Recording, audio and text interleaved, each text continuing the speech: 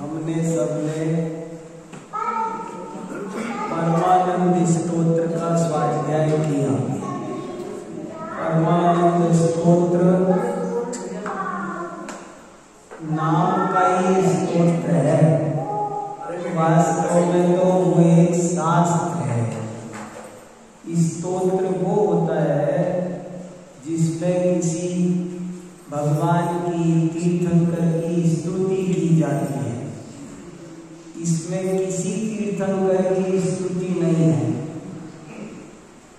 और ये बहुत बड़ी विशेषता है गैराचार्यों की कि उन्होंने सोचा सारी दुनिया स्तोत्र पसंद करती है, शास्त्रों से दूर रहती है, तो अपन शास्त्रों को भी स्तोत्र की शैली में परोसो तो इनको ज्यादा लाभ होगा।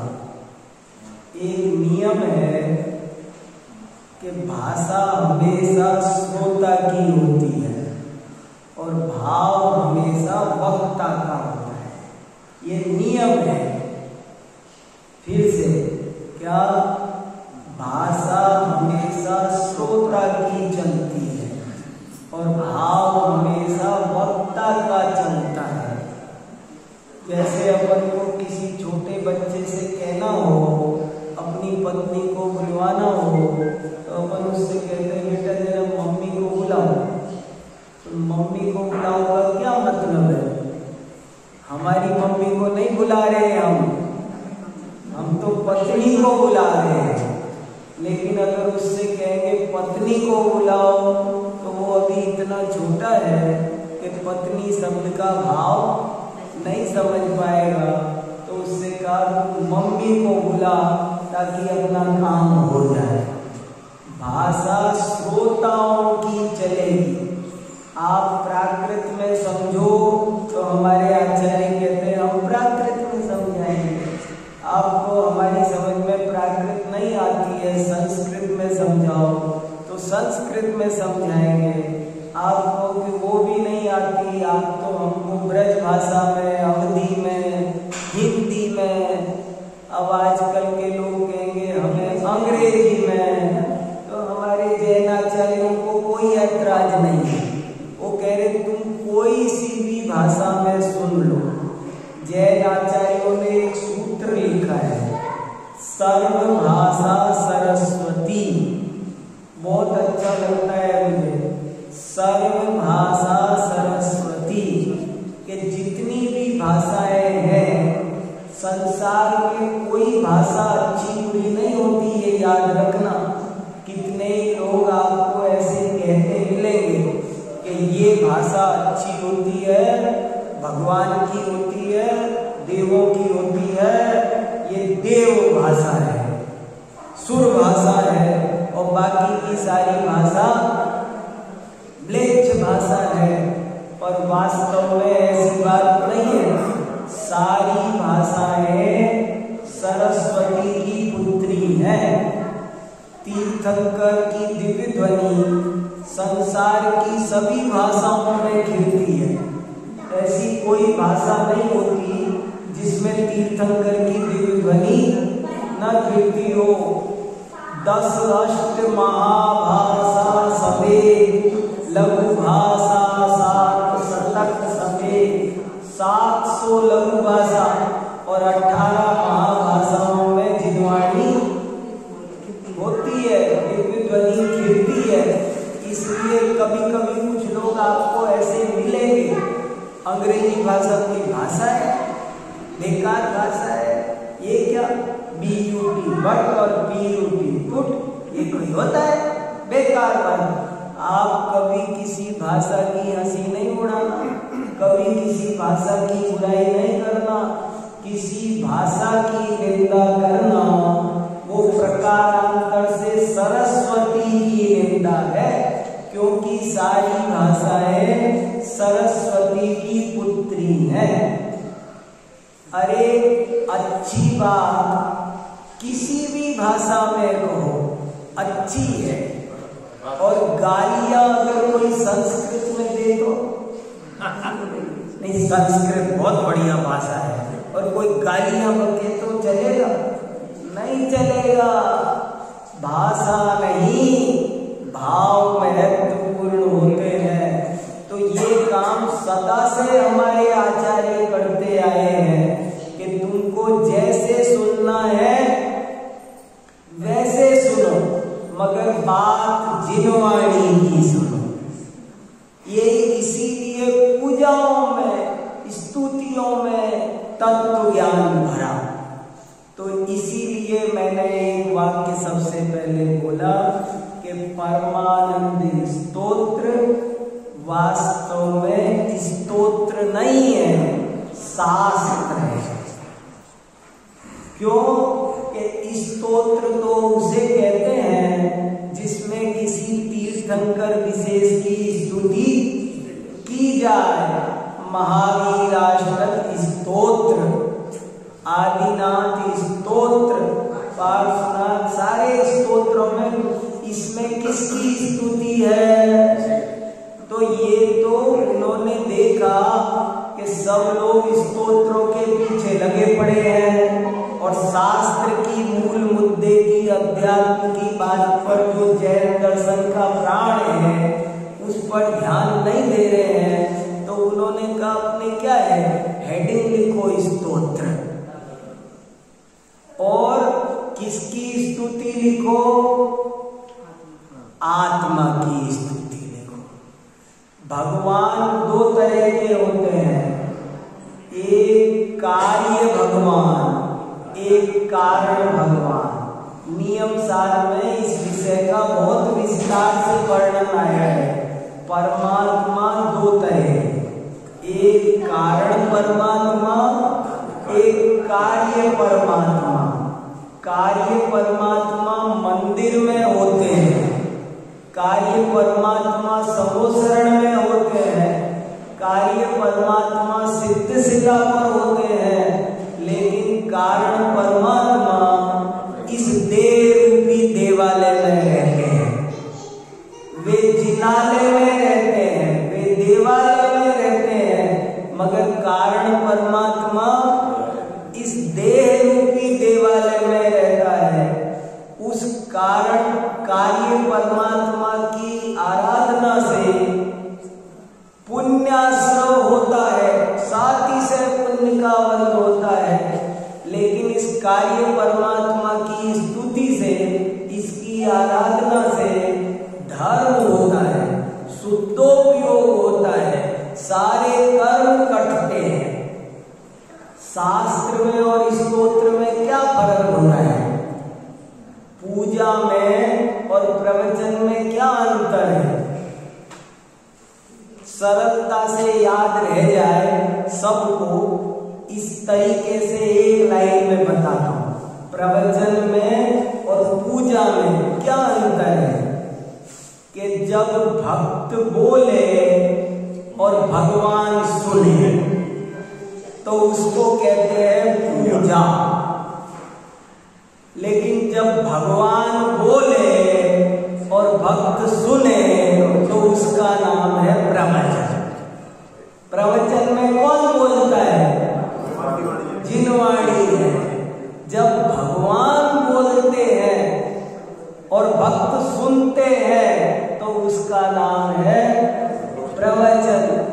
कितना महत्वपूर्ण चीज प्रवचन होता है, लेकिन समाज में उसकी काफी उपेक्षा देखी जाती है।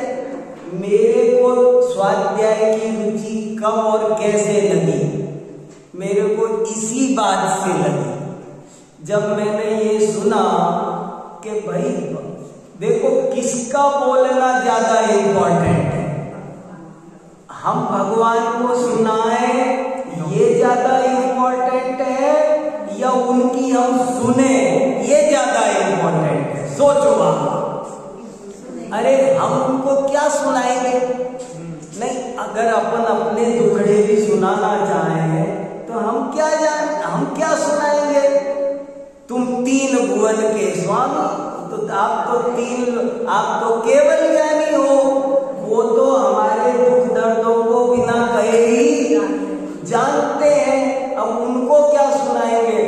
फायदा तो इसमें रहेगा कि हम उनकी सुने, लेकिन हालत क्या है कि अपन उनको सुनाते तो 2-2 घंटे, 3-3 घंटे, 4-4 घंटे, 6-6 घंटे, 8-8 घंटे सुनाएंगे हम।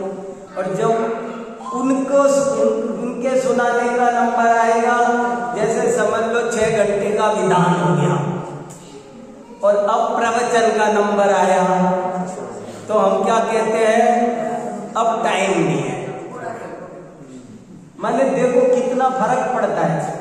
मुझे एक उदाहरण में और मेरा जीवन बदला, मुझे बहुत प्रभावित किया कि आप ऐसा समझो कि मैं डॉक्टर के पास जाऊं और डॉक्टर को बताऊं कि मेरे को क्या क्या तकलीफ आजकल चल रही है।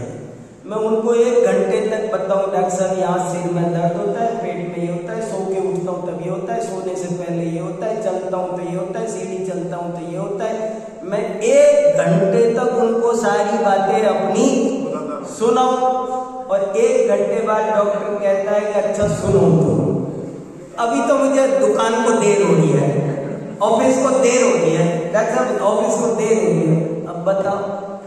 फिर दूसरे दिन आए और डॉक्टर साहब वो मैंने आपको कल कहा था ना, आपने मेरा ध्यान रखना, मैंने क्या क्या कहा था, फिर सुनो। देखो मेरे को है ना, मैं सो के उठता हूँ तब ये होता है, तब ये ऐसे होता है।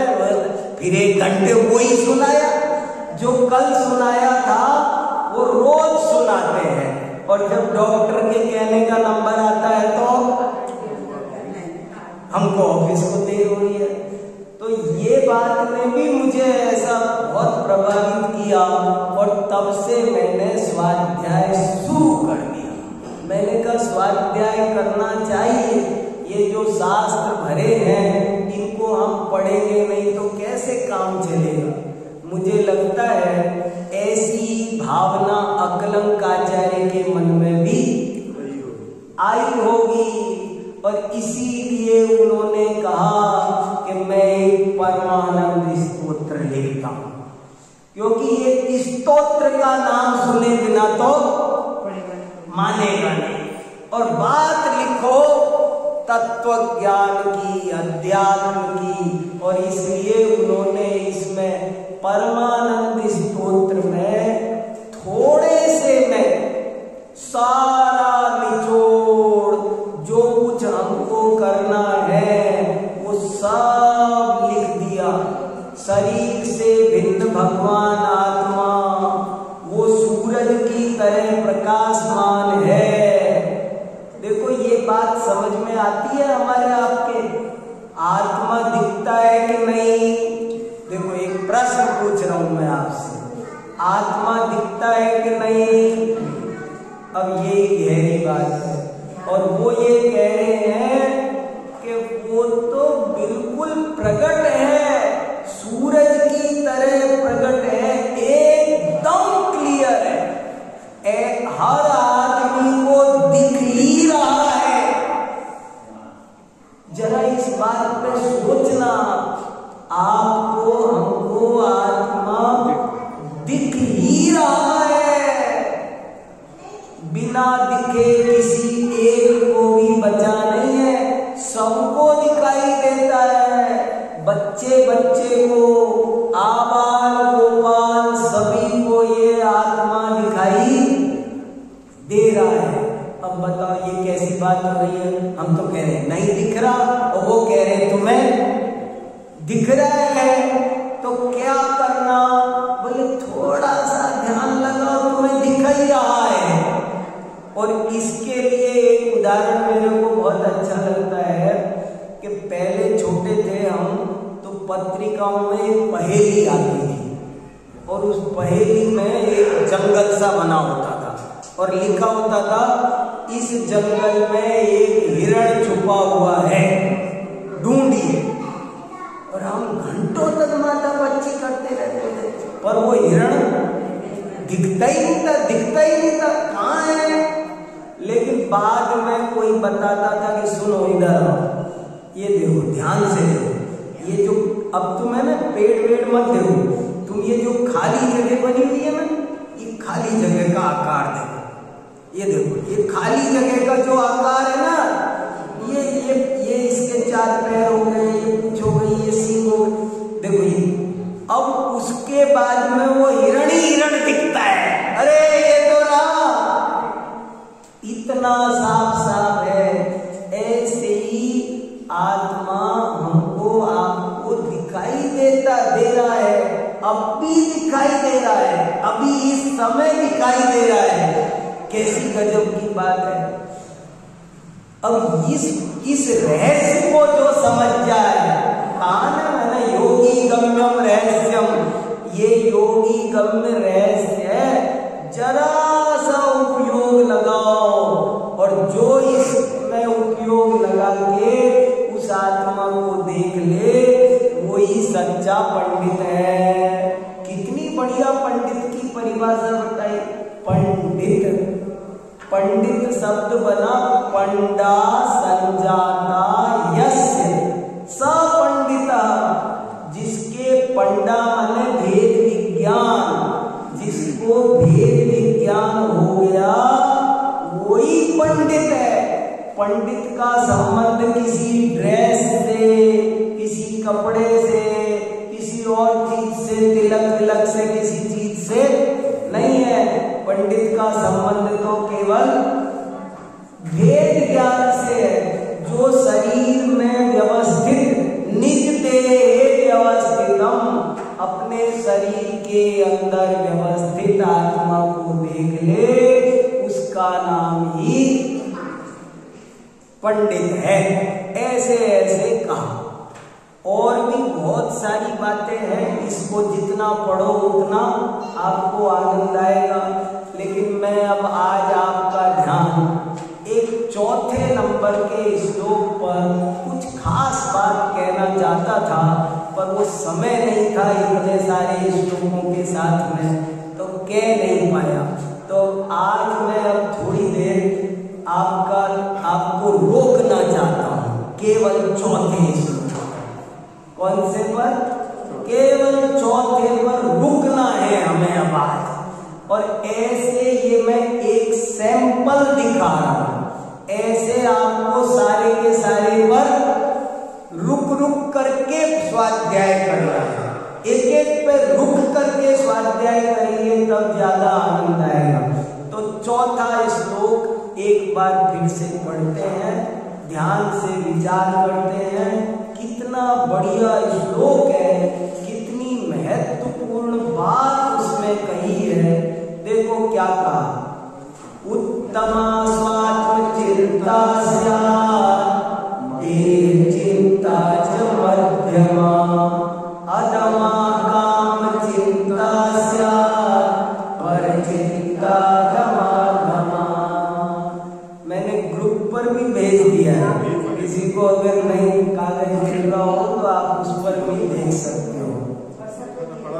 बहुत बढ़िया श्लोक है, याद करो इसे और गहराई से सोचो, और नहीं समझ में आए तो इस पर खूब आर्ग्यूमेंट करो कि मेरे नहीं जच रहा, जचाओ इसे।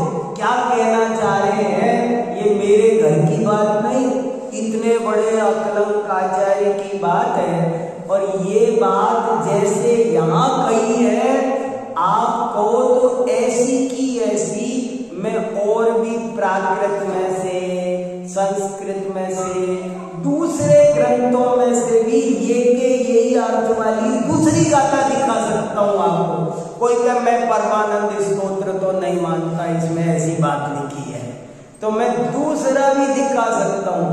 बहुत जगह ये बात लिखी है, ये एकदम काम का मक्खन है।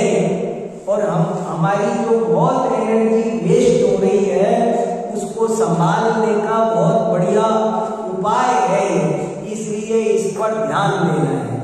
ये कहा इसमें कि 4 तरह की चिंता है। इस श्लोक में 4 चरण है। एक श्लोक में, हर श्लोक में 4 चरण होते हैं। चरण समझ में आया? जो चौथाया हिस्सा हो उसे चरण कहते हैं। जैसे पलंग के 4 पाए, चौकी के 4 पाए होते हैं ना, ऐसे ही हर छंद के 4 पाए होते हैं, 4 चरण होते हैं। 4 चरण मिलकर एक श्लोक बनता है। कोई भी श्लोक बनता है तो उसमें 4 चरण होते हैं। ये भी एक श्लोक है, अनुष्टुप श्लोक है, 32 अक्षर का श्लोक होता है। श्लोक की पहचान है, श्लोक में 32 अक्षर होते हैं और 8 8 8 8 के 4 भाग में बटे हुए होते हैं। ये सब ज्ञान होना चाहिए अपने को। तो 4 चरण है और 4 चरण में उन्होंने कहा 4 तरह की चिंता है। एक उत्तम चिंता, एक मध्यम चिंता, एक अधम चिंता और एक अधमाधम चिंता। आप ऐसे समझ लो जैसे 4 गतियां होती है ना, तो आपसे कहा जाएगा कि हो सके तो आप कोई गति में मत जाओ। 4 गति में कौन सी गति अच्छी है, तो कोई बता देगा। और जो स्वाध्याय किया हुआ होगा वो बोलेगा हमको 4 होनी चाहिए, तब समझना उसने स्वाध्याय। मान लो 4 गति पढ़ाई और फिर हम पूछेंगे कौन सी गति में जाना है 4 में से, तो जो सही समझा होगा वो तो बोलेगा हमको 4 में ही नहीं जाना। ऐसे ही यहाँ 4 तरह की चिंता बताई है। कौन सी चिंता करना? ये पहली बात, कोई नहीं करना। चिंता चिता के समान है, समान बढ़कर, उससे भी बढ़कर है। चिंता चिता से बढ़कर होती है। क्यों बढ़कर होती है? कि चिता तो मुर्दे को जलाती है और चिंता जिंदे को जला के कोयला बना देती है। जिंदा आदमी को चिंता खाक कर देती है। चिता तो तब जलाएगी जब मर जाएंगे, मुर्दा होगा उसको जलाएगी, सबको जलाएगी, लेकिन चिंता तो जिंदे को जला देगी। इसलिए चिंता चिता से भी बढ़कर है। एक श्लोक है संस्कृत में, चिता चिंता समाहुता बिंदु मात्र विशेषता, सजीवे दहती चिंता निर्जीवे दहती चिता। ऐसा श्लोक है साफ साफ कि चिता के समान चिंता है, समान ही नहीं बल्कि बढ़कर है। चिता से चिंता पर एक बिंदी ज्यादा लगी हुई है। बिंदी का तो खेल है, दुनिया में बिंदी के मारे तो क्या का क्या हो जाता है। तो बोले बिंदु ज्यादा है, पर बिंदु ही ज्यादा नहीं है, उसमें सिंधु भर दिया बिंदु में। बोले क्या कि चिता तो मुर्दे को जलाती है, पर चिंता तो जिंदे को जला। इसलिए सबसे बढ़िया जिनेंद्र भगवान का उपदेश है कि तुम किसी की भी चिंता करो ही मत, बिल्कुल ही मत करो। तो ये बहुत बढ़िया श्लोक है।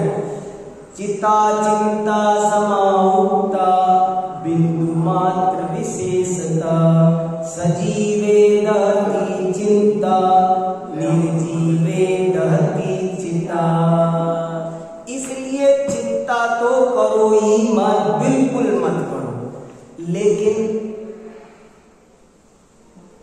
ये कहते रहेंगे कि चिंता करो मत, पर ऐसा पॉसिबल नहीं है कि यहाँ कहा और वहां सब मान लिए। चिंता को छोड़ना कोई मामूली बात नहीं। आओ ना सब आगे। चिंता को छोड़ना आसान नहीं है, चिंता करनी नहीं चाहिए, ये बात सही है। देखो एक और बहुत सुंदर, मैंने 2 श्लोक भी आज ग्रुप पर भेजे हैं।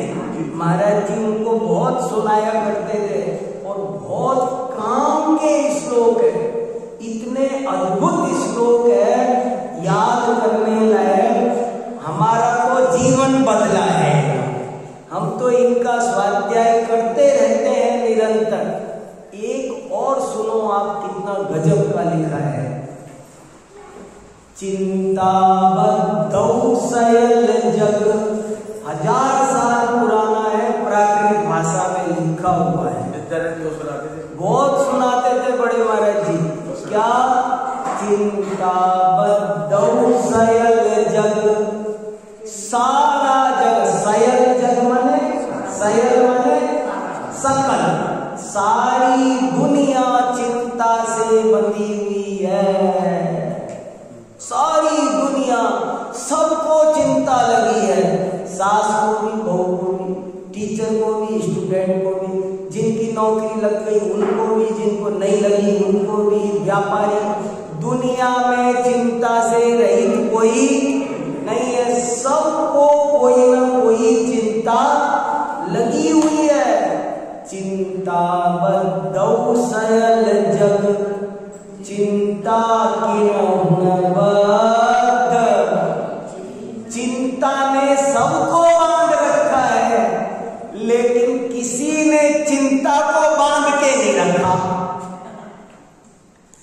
जे नर चिंता वस करई, ते मानस नहीं सिद्ध। और जो चिंता को बांध ले, समझ लो वो मनुष्य नहीं है, वो तो सिद्ध है।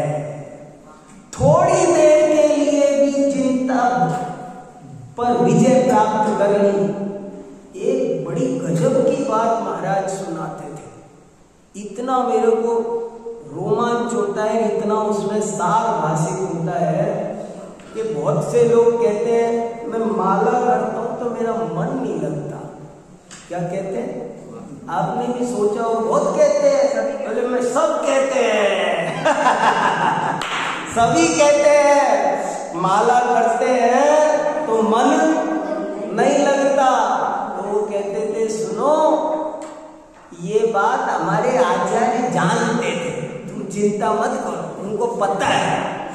लेकिन फिर भी उन्होंने कहा अरे 108 दानों में से 3 दानों पर भी मन लग गया तो उतनी देर के लिए तुम मनुष्य नहीं हो, सिद्ध हो। आप 108 की चिंता क्यों करते हो? पहले दिन 108 पे नहीं लगेगा, पहले दिन 1 पे लग जाए तो समझ लेना जीत गए। करना दूसरे दिन 2 पे लगेगा, तीसरे दिन 3 पे लगेगा, चौथे दिन 4 पे लगेगा। धीरे धीरे सब काम होगा, जल्दी जल्दी कुछ होता जाता। थोड़ी देर के लिए भी आप चिंता रहित हुए। देखो कितना बढ़िया दुआ है। चिंता बद्धौ सयल जग, चिंता किन्हु न बद्ध, जे नर चिंता वस करई, ते मानस नहीं सिद्ध। वो तो कहानी भी सुनाते थे इसकी, पर अब वो सुनाने का मुझे अभी टाइम नहीं है, वो मैं बाद में सुनाऊंगा। पर बड़ी अच्छी एक कहानी भी वो इसके साथ सुनाते थे। पर अर्थ समझो अभी फिलहाल, क्या गजब का अर्थ है। चिंता से रहित कोई है नहीं। जैसे अपन क्षमावाणी मनाते हैं तो भाई वास्तव में तो कोई दोष होना ही नहीं चाहिए, लेकिन ऐसा पॉसिबल नहीं है। जरूर थोड़ा बहुत घर में कूड़ा करकट नहीं आना चाहिए, लेकिन नहीं यथार्थ में तो थोड़ा बहुत आए बिना मानेगा नहीं, आएगा ही आएगा। ऐसे ही चिंता ना करो तो बहुत अच्छी बात, और अगर करो तो आगे सुनो, करनी पड़ेगी थोड़ी बहुत तो होगी ना। तो क्या करना, तो उन्होंने कहा सुनो, अब 4 डिग्री है। उत्तमा, चौथा श्लोक है ना, बहुत बढ़िया श्लोक। उत्तमा स्वात्म चिंता से, इस चौथे श्लोक में बहुत भाव है। उत्तमा स्वात्म चिंता से देह चिंता च मध्यमा, अधमा काम चिंता से पर चिंता धमा धमा। 4 तरह की चिंता, उत्तम, मध्यम, अधम, जघन्य कहो या अधम कहो, और चौथी अधमाधम, अधम से भी अधम। 4 डिग्री बना दी। तो कहते हैं उत्तम चिंता तो ये है कि आप अपनी आत्मा की चिंता करो। चिंता माने क्या, यहाँ चिंता क्या, चिंता से क्या फायदा? चिंता माने चिंतन, उसी की परवाह करो, उसी का ध्यान रखो। चिंता शब्द क्या, चिंतन। उत्तम बात तो ये है कि आप अपनी आत्मा की चिंता करो। उत्तमा स्वात्म चिंता स्यात् देह चिंता च मध्यमा। ये कमाल कर दिया। बोले दुनिया में, इस पूरे विश्व में जैन धर्म की ये बात मुझे बहुत प्रभावित करती है।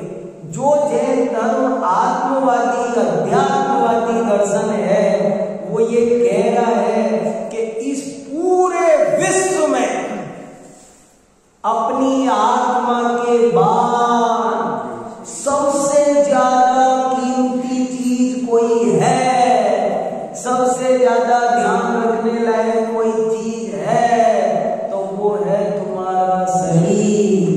बताओ, इससे ज्यादा स्वास्थ्य विज्ञान पर और क्या कहा जा सकता है? एक ही लाइन में उन्होंने इतनी बड़ी बात कह दी कि इस विश्व में आत्मा के बाद सबसे ज्यादा ध्यान रखने लायक कोई चीज है तो शरीर है। उत्तमा स्वात्म चिंता स्यात् देह चिंता च मध्यमा, अधमा काम चिंता स्यात् पर चिंता धमा धमा। और अधम चिंता ये है, तीसरे नंबर की चिंता ये है, मैंने पहली करोगे तो फर्स्ट डिवीजन, दूसरी करोगे तो सेकंड डिवीजन, तीसरी करोगे तो थर्ड डिवीजन, और चौथी करोगे तो फेल, और तीनों से ऊपर उठ गए तो 100 में से 100 टॉप। तो ये हिसाब बनाया। तो बोले उत्तम चिंता तो ये है कि आप अपनी आत्मा की चिंता करो। मध्यम चिंता ये है कि आप अपने शरीर का ध्यान रखो। अधम चिंता ये है कि आप अपने काम से, कहते हैं ना, अपना काम सब कुछ है, हम भले हमारा काम बना, तुम भले तुम्हारा काम बना। ये गोपाल जी कहते थे बहुत, मैं भला मेरी टेबल बनी, मुझे दुनिया से मतलब नहीं। वो बहुत लिखते थे, सुनाते कहते थे मैं भला मेरी टेबल बनी, मुझे कहीं किसी से मतलब नहीं है। तो अपने काम से काम रखो, दूसरे के काम में टांग मत अड़ाओ। अपने काम में एक्सपर्ट बनो।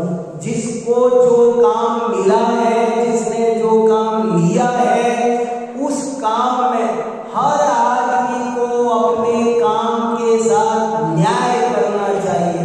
आपने जगह जगह लिखा होगा ना, कर्म ही पूजा है। काम हमारी, वही हमारा। लोग अपने काम को महत्व नहीं देते हैं। उस काम में तो बढ़िया करके दिखाओ, उस काम में तो कुशल होके बताओ। इसलिए अपने काम पर ध्यान दो और पर चिंता धमा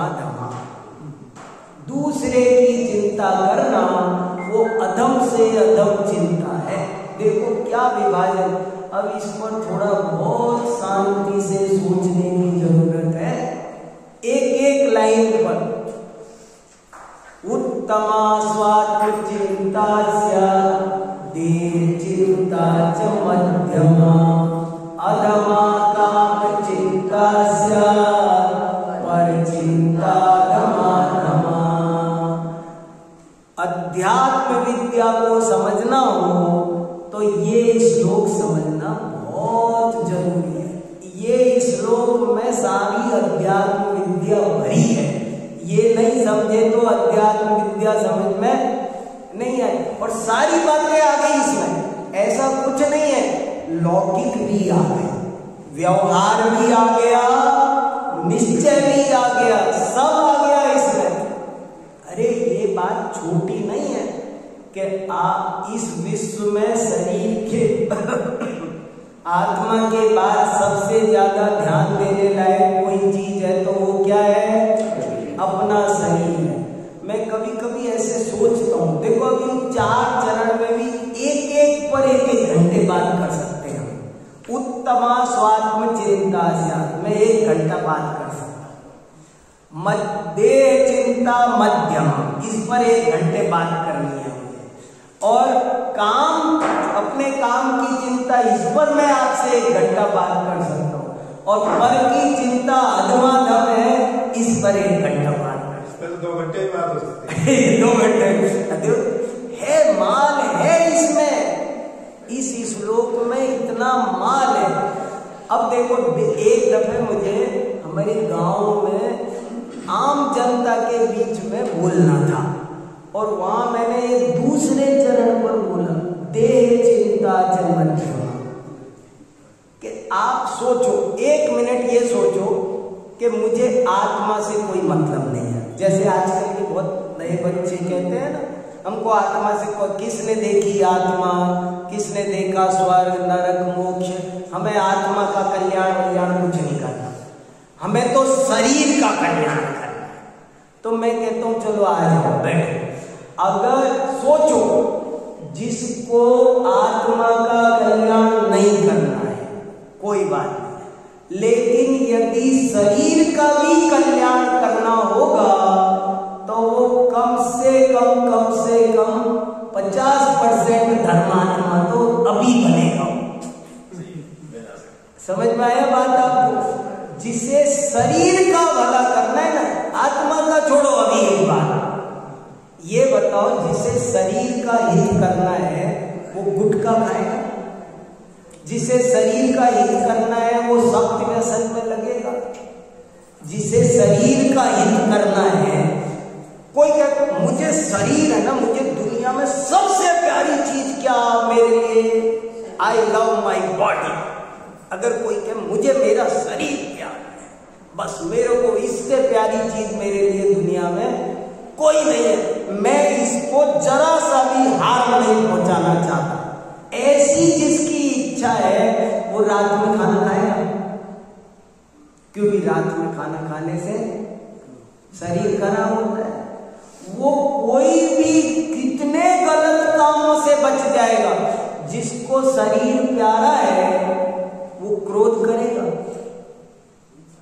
शास्त्र में लिखा है कसाय पाउड में, क्रोध करने से पाचन शक्ति कमजोर होती है, नेत्र ज्योति कमजोर होती है, श्रवण शक्ति जय धवला पढ़ो आप, क्रोध के फल। क्रोध करने से आईसाइट वीक होती है, क्रोध करने से आदमी बहरा होता है, जय धवला में लिखा है। क्रोध करने से पाचन शक्ति कमजोर होती है, क्रोध करने वाले को कभी भी ब्रेन हेमरेज हो सकता है, क्रोध करने वाले का ब्लड प्रेशर हाई होता है। ये शास्त्र में लिखा है। अब आप बताओ, मुझे मेरे शरीर को तिल तुस मात्र नुकसान नहीं पहुंचाना, मुझे मेरा शरीर प्यारा है। तो शरीर प्यारा होगा तो वो ये काम करेगा।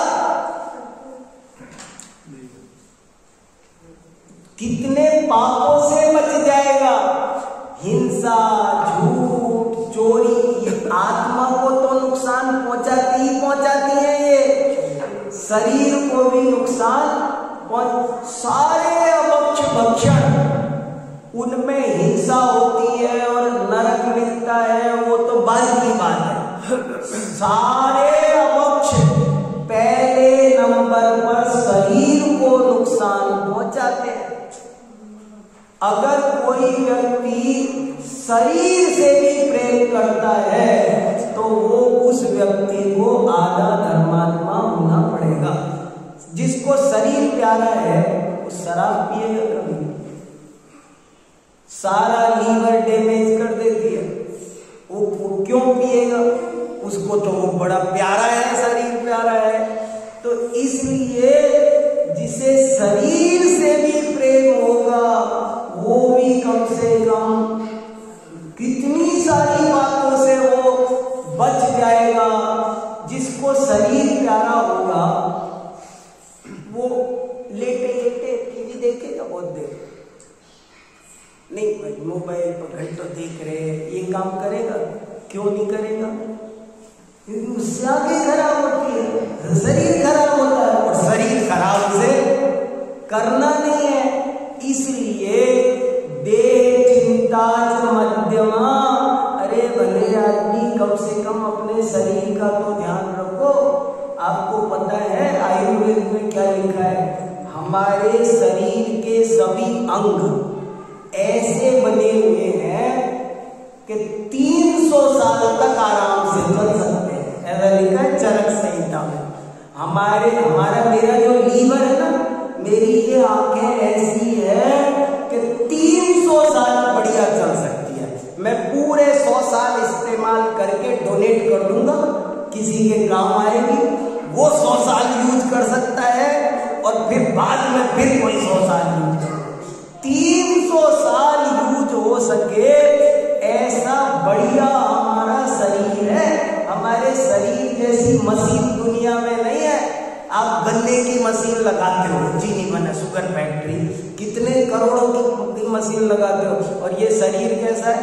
गन्ना डालो, सब अलग अलग झाड़, सब काम क्या क्या बनाना, सारा काम कर लेता है, ये मशीन है।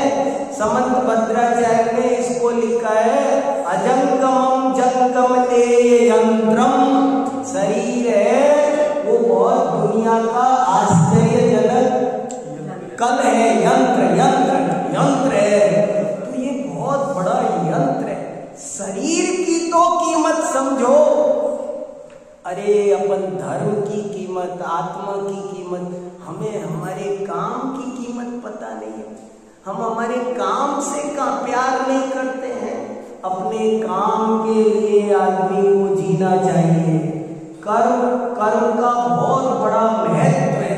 अपने काम पर बहुत ज्यादा ध्यान देना जरूरी है। अपने काम पर ध्यान दो ना, और अपने शरीर पर ध्यान दो। और आचार्य कह रहे हैं सबसे ऊपर रोज 24 घंटे में कम से कम 24 मिनट बैठकर सब भूल जाओ, अपनी आत्मा का चिंतन करो। उस समय भूल जाओ कि शरीर भी मेरा है।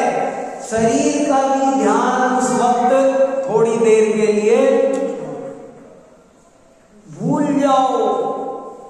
उत्तमा स्वात्म चिंता देह चिंता च मध्यमा, अधमा काम चिंता पर चिंता धमा धमा।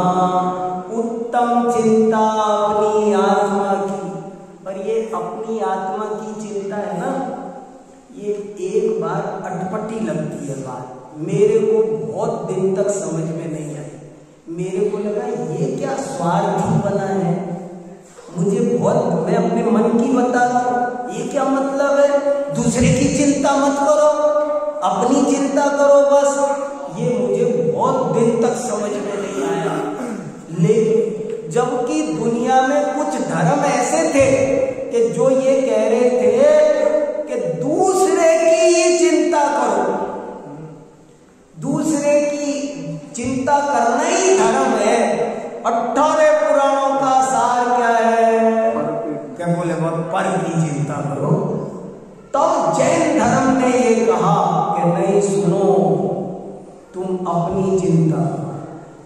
बात बड़ी साइंटिफिक भी है।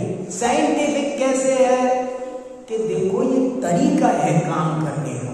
काम करने का तरीका कैसे है कि समझ लो अपन को पूरा ग्रीन पार्क साफ करना है।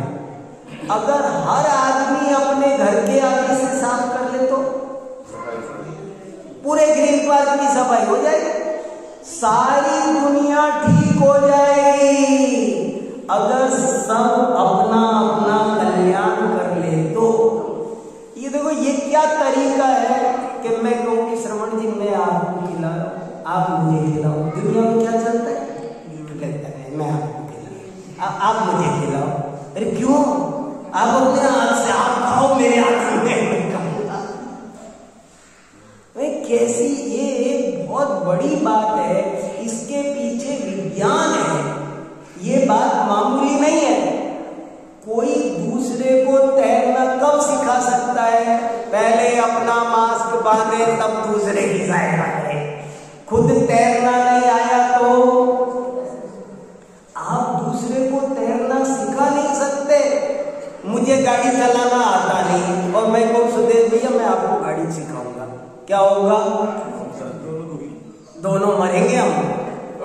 इसलिए कहा कि पहले अपने को सुधारो। हमको तैरना आएगा तो हम दूसरे को सिखा। सारे तीर्थंकर दीक्षा लेते हैं, उस दिन मौन हो जाते।